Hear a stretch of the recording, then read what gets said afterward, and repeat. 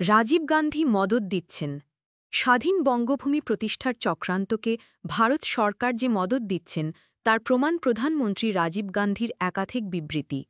তিনি বলেছেন, বাংলাদেশে হিন্দুদের নিরাপত্তা বিঘ্নিত হচ্ছে, এই জন্যই ভারতে অনুপ্রবেশকারীদের সংখ্যা বাড়ছে। দূরদর্শন ও রেডিও রাজীব গান্ধীর বিবৃতি ফলাও করে প্রচার করছে। গত ১৭ জানুয়ারি ১৯৮৯ বঙ্গভূমিপন্থীদের বাংলাদেশ মিশন অভিযানের কথা আকাশবাণী থেকে ব্যাপকভাবে প্রচার করা হয়। বর্তমানে স্বাধীন বঙ্গভূমির সৈন্যবাহিনী ভারত সরকারের নেপথ্য মদদে আন্দোলনকে শক্তিশালী করে তুলতে ব্যস্ত।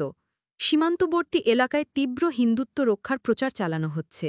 বাংলাদেশের বুকে স্বাধীন হিন্দু রাষ্ট্র তৈরি এবং এর সরকার ঘোষণা, সৈন্যবাহিনী তৈরি ইত্যাদি প্রচেষ্টায় ভারতের কেন্দ্রীয় গোয়েন্দা সংস্থার সাথে যোগাযোগ রক্ষা করা হচ্ছে। অথচ ভারতীয় প্রশাসন ও পুলিশ এ ব্যাপারে নীরবতা পালন করে যাচ্ছেন। উগ্রপন্থী নেতাদের গ্রেপ্তার করারও কোনো আভাস পাওয়া যাচ্ছে না।